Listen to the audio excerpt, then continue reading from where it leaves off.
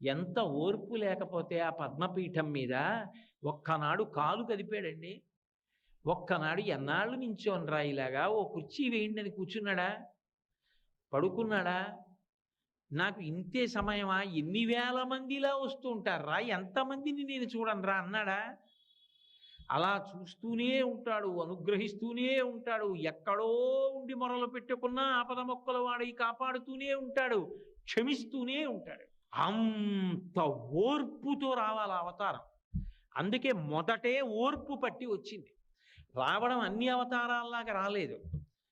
భృగువు వెళ్ళి తంతే సహించి బయలుదేరాడు. అందుకే మీరు చూడండి, మొదట దయ కలుగుతుంది ఎప్పుడు మనిషికి. దయ కదిలితే కార్యం నడుస్తుంది. నేను అలా వెళ్ళిపోతున్నాను అనుకోండి, ఏదో దేవాలయంలోకి వెళ్ళి హుండీలో 100 రూపాయలు వేద్దాం అనుకుని వెడుతున్నాను.